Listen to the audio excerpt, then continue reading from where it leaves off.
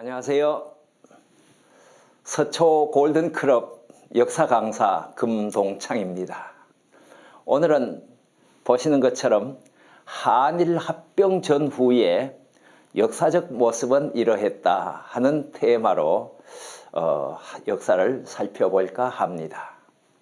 유태인들이 그 독일인들을 향해서 우리가 너희들이 한 일을 용서할 수는 있지만 우리는 이 사실을 반드시 기억해야 된다, 이런 말도 남겼습니다.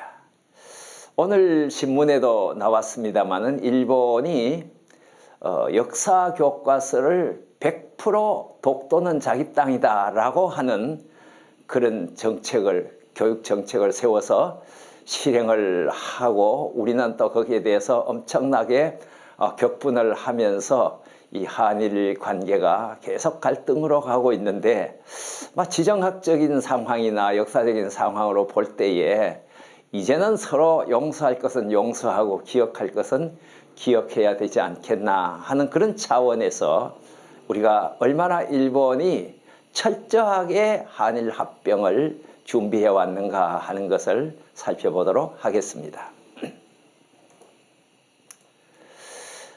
한일 합병이 1910년에 이루어졌습니다마는 일본은 그 이전부터 우리나라를 호시탐탐 노려보고 있었습니다. 운요 사건이 1875년에 있고 1876년에 강화도 조약을 통해서 일본이 우리에게 깊이 접근을 해 오면서 국내에서는 개화파와 보수파 사이에 갈등이 일어나고 어떻게 해서 국제 정세와의 조화를 이루어가느냐 하는 그런 가운데에서 1904년 2월 달부터 벌써, 이때는 여기에는 안 나타났습니다만 1904년 2월 8일부터 1905년 9월 5일까지가 러시아와 일본 간의 전쟁이 일어났던 기간입니다.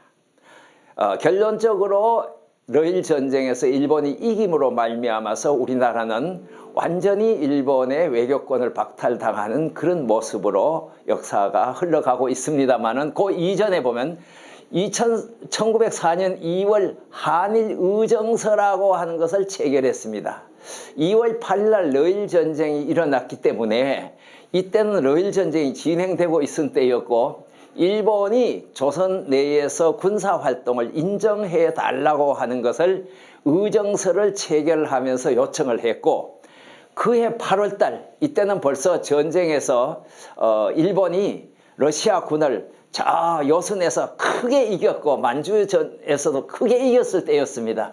그래서 이 한일 협약 체결이라고 하는 것을 통해서 우리나라 땅에 일본군이 주둔하도록 하면서 철도를 이용하는 것을 완전히 일본이 장악하고, 농업이나 어업 분야에 있어서도 자기들이 다 개척 계획을 세우면서 이 척식 계획을 세워나가기 시작을 하지요.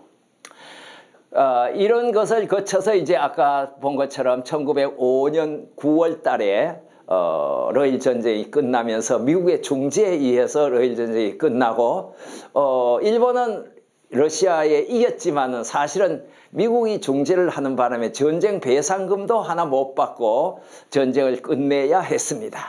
그러나 일본은 우리 조선을 향한 아주 야욕이 전에부터 계속돼 왔었기 때문에 1905년 11월에 을사보호조약이라고 하는 것을 체결하게 되지요.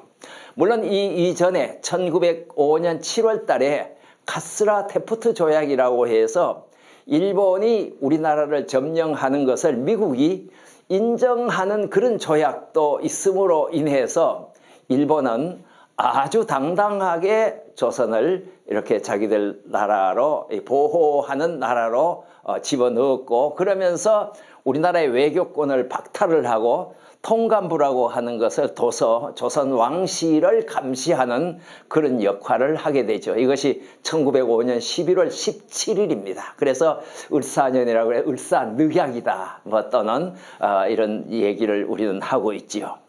1905년에 이렇게 을사조약이 체결되고 나서 고종께서는 이대로는 우리가 이 조선이라고 하는 나라가 있을 수 없다 그래서 1907년에 고종의 특사를 헤이그에서 일어나고 있는 만국평화회의에 특사를 참석을 시켜서 여기 있는 아시는 것처럼 이준, 이상설, 이위중 이 사람들이 특사로 갔습니다마는 대표권이 있는 사람들이 아니었기 때문에 회의에 들어가지도 못하고 거기에서 쫓겨나고 거기에서 이준 열사 같은 분은 참 그 분통을 숨길 수가 없어서 거기에서 이렇게 참 나라를 위해서 죽음으로 받고 대신하는 그런 의거를 일으킨 것도 우리 역사가 우리에게 보여주고 있는 내용이죠.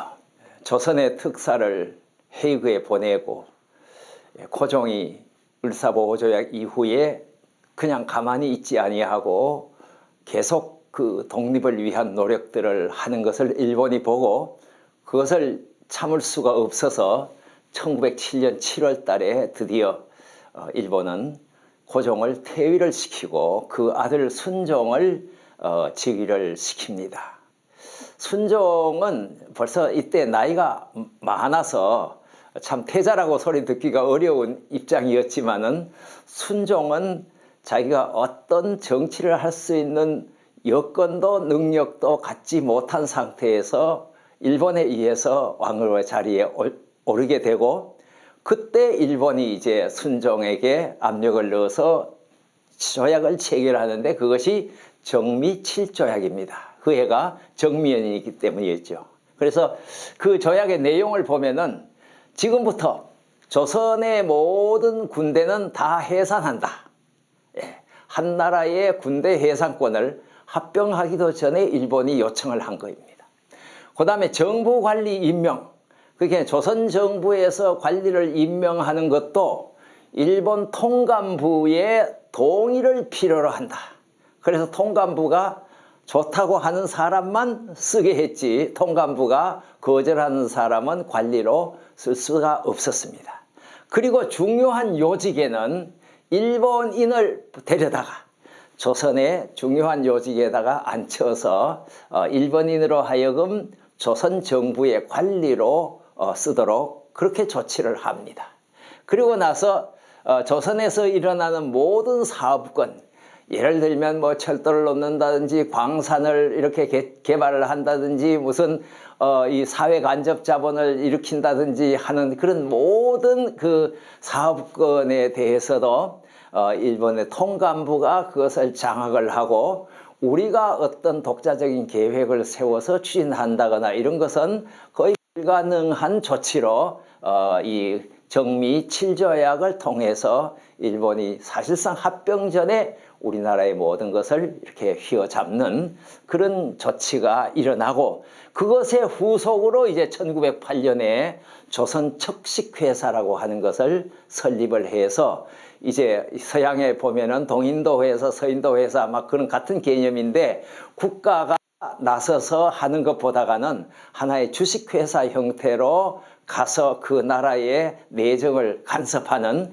그런 시스템으로 가져갑니다. 그래서 이 조선척식회사가 만들어지면서 제일 첫 번째 한 것이 이제 토지조사를 통해서 우리나라의 토지 상황 장부를 만들고 자기들이 이 앞으로 관리할 모든 그 관리 대상을 다 만들어 갖고서 그것을 일본이 우리나라 토지를 다 국유화를 시켜버립니다.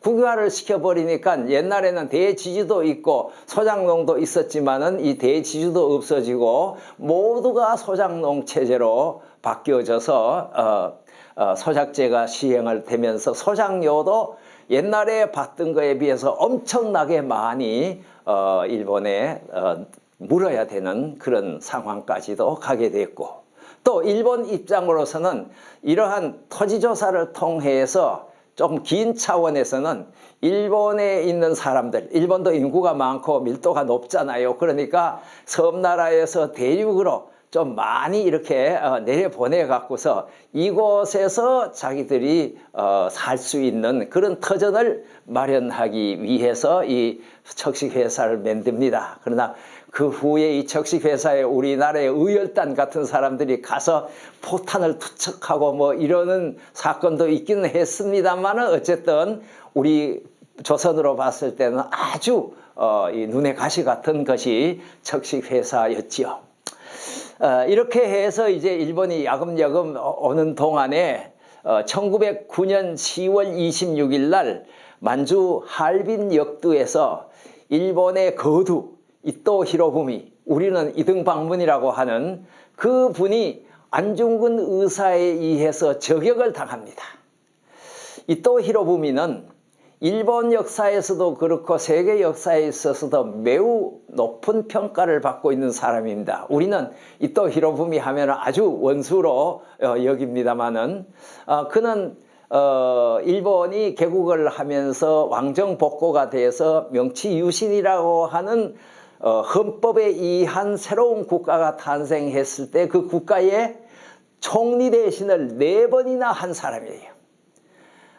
그래서 일본 개화에 대단한 역할을 한 사람인데 이때는 이제 나이가 다 들어갔고서 그 일선에서는 손을 떼고 1905년 을사보호조약을 체결하기 전에 조선에다가 보내갖고서 조선을 식민지화하는 작업의 총책임자로 조선에 이 이토 히로부미를 보냈었지요.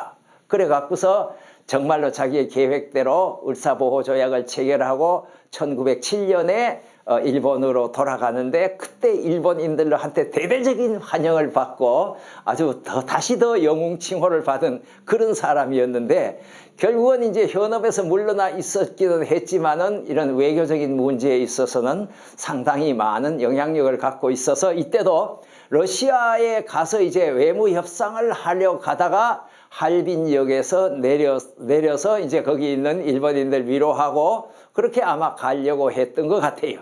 그래서 내렸는데 그 사실을 안중근 의사가 알고 우리 독립단들로 하여금 이렇게 총도 얻고 해갖고서 그 이토 히로부미를 저격을 하지요. 그것이 10월 26일이었습니다. 안중근 의사는 현지에서 체포가 되고 그래서 그 이듬해 3월 23일 날 불과 몇 번의 재판도 일본에서 거치지 않고 그냥 거기에서 31살의 젊은 나이에 이 세상을 떠나고 맙니다. 안중근 의사의 의거가 너무나 훌륭했고 또 그 어머니의 그 행동도 너무나 훌륭했기 때문에 오늘 대대 역사를 두고 우리에게 참 교훈을 줍니다. 안중근 의사가 여순 감옥에 갇혀 있을 때 어머니가 이 감방에 있는 간수 옷을 한벌 해갖고서 와서 그렇게 얘기를 했습니다. 너희는 부모보다가도 먼저 죽는 것에 대해서 불효라고 생각하는 생각이 혹시 있으면은 그건 절대 버려라. 너는 내가 이 만들어진 이 옷을 입고 이 감옥에서 국가 조국을 위해서 당당히 죽어가는 그런 모습으로 죽어가라.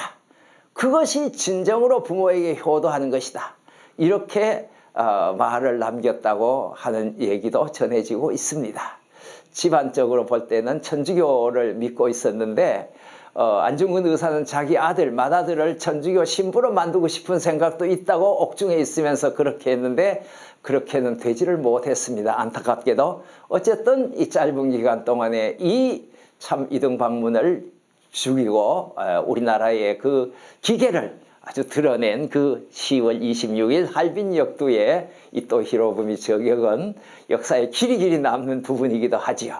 자, 이렇게 해서 이제 1909년이 저물어 가고 드디어 한일 합병이 일어나는 1910년이 됐습니다. 8월 22일 날은 합병 조약을 일본과 조선이 체결을 하고 그것을 공포한 것은 8월 29일 날 공포를 했습니다.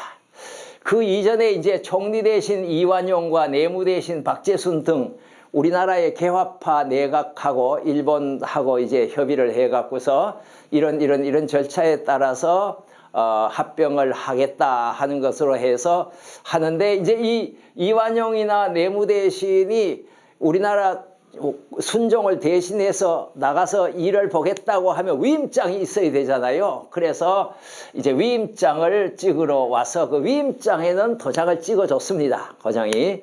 물론 찍을 때 얘기도 있습니다. 찍으려고 보니까 옥새가 없어요. 옥새함이 있는데 가니까.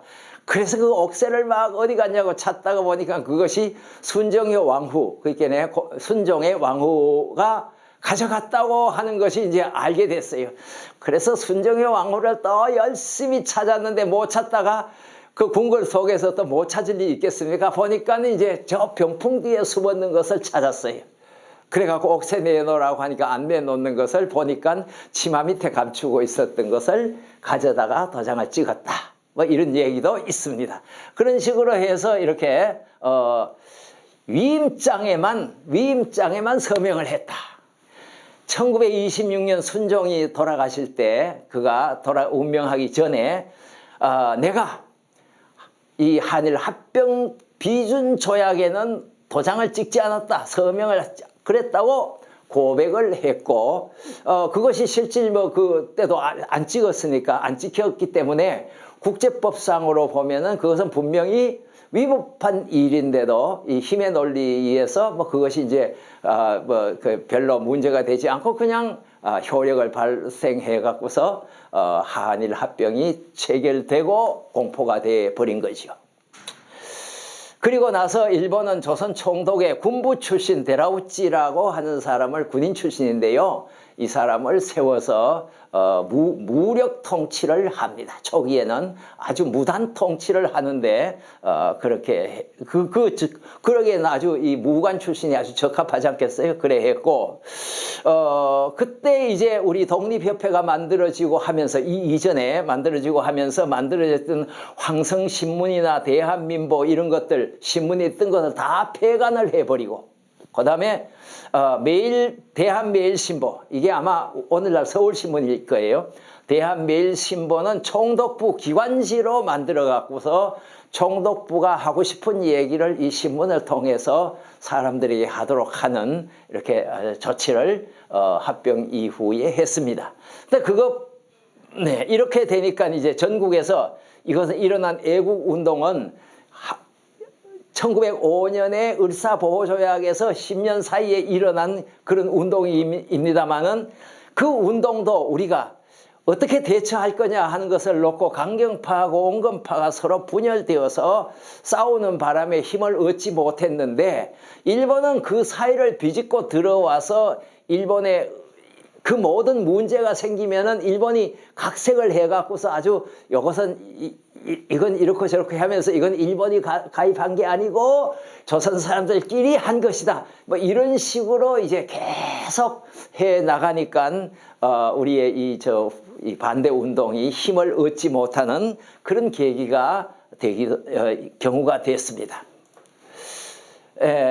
요거는 이제 그 당시에 어떤 이 사진을 하나 했는데 가운데 있는 사람이 이게 영친왕이에요. 그게 고종의 후궁이 낳은 아들이죠. 영친왕 일본에 가서 살기도 했습니다만 커갖고 아마 영친왕이 제일 가운데 있고 이 주위에 있는 사람들은 보니까 일본 사람들이 더 많은 것 같고 제가 기억으로는 이분이 이제 고종 같은데 아마 자기 영친왕을 뭐 생일쯤이 됐든지 어쨌든지 모르겠는데 가장 중앙에 놓고 찍고 있었는데 이렇게 대한제국이라고 그때 역사는 우리나라 역사는 조선이라고 안 하고 이때는 대한제국이라 그래 갖고서 모든 옷들도 이렇게 군인스럽게 입고 이것도 우리가 하고 싶어서 한 것이 아니라 일본이 그렇게 요구를 했고 이것이 근대화로 가는 길이다라고 했기 때문에 이렇게 쫓아갔던 그때의 모습을 사진을 통해서 한번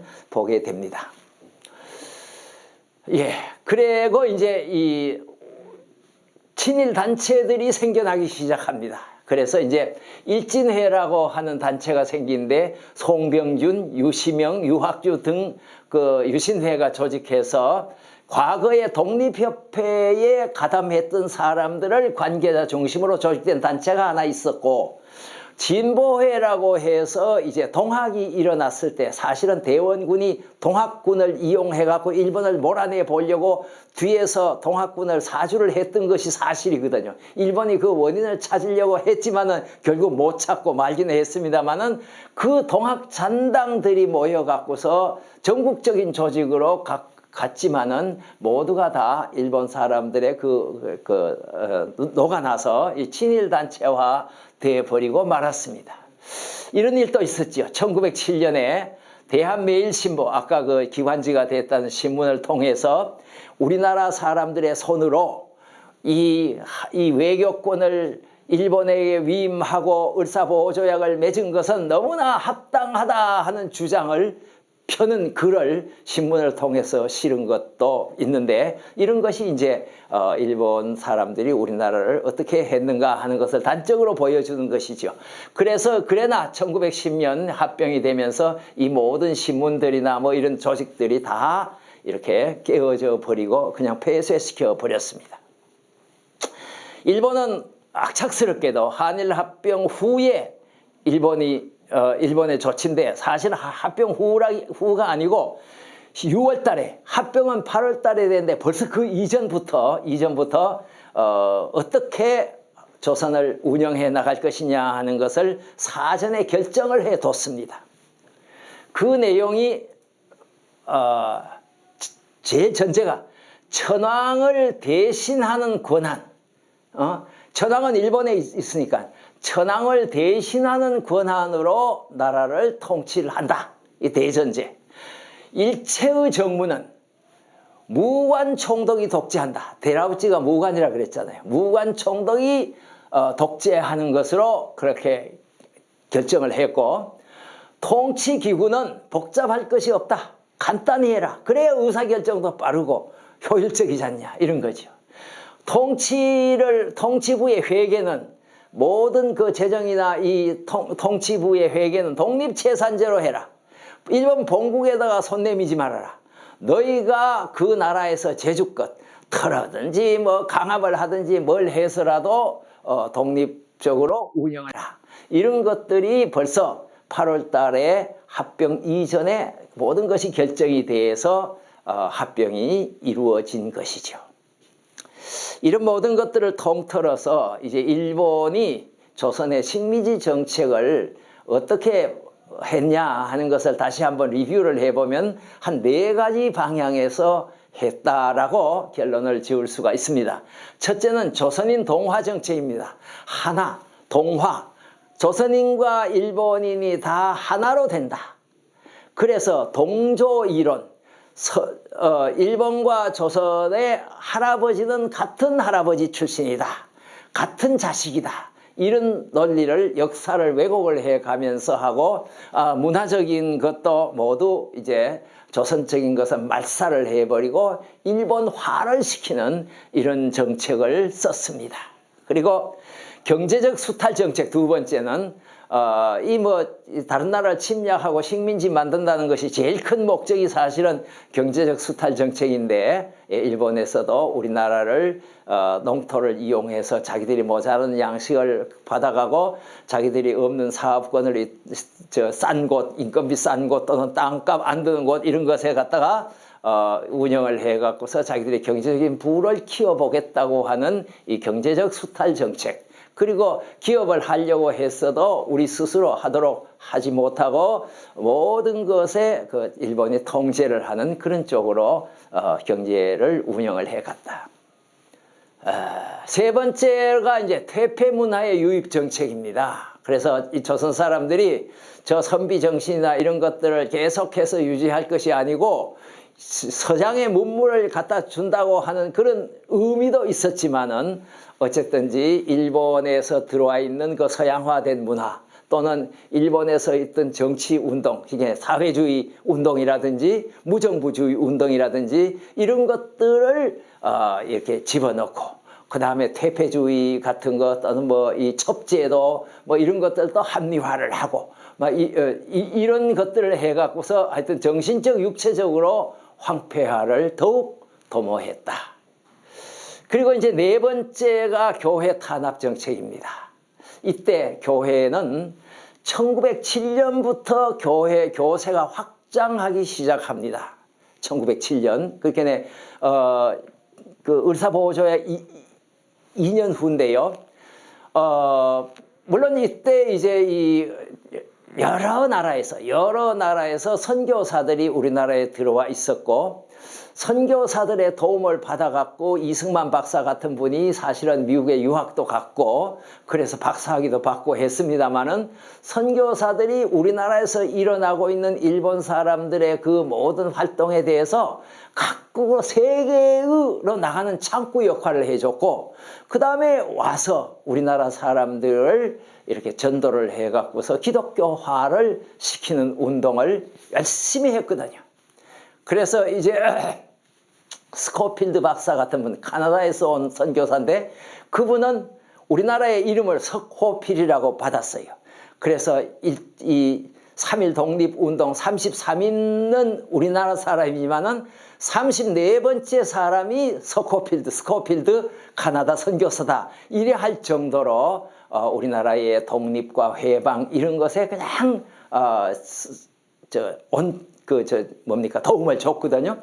또 기독교 정신이라고 하는 것이 자유와 평등 사상이 그 속에 흐르고 있기 때문에 일본 입장에서 볼 것 같으면은 교회를 통해서 매일 가서 자유와 평등에 대한 교육을 받고 오니까 이것이 아주 눈에 가시가 같이 됐죠. 그래 갖고서 이 백오인 사건이라고 하는 것이 있는데, 데라우치 총독을 암살하려고 교인들이 짰다, 이래 갖고서 이 130명이나 되는 사람들을 전부 모아 갖고서 이제 잡아가지고 가두고 그 조사를 해갖고, 이런 식으로 일본이 기독교를 탄압을 하면서 일어나고 있는 것을 어쨌든 누리려고 하는 쪽으로 정책을 펴 나갔다, 이런 것을 우리가 보게 됩니다.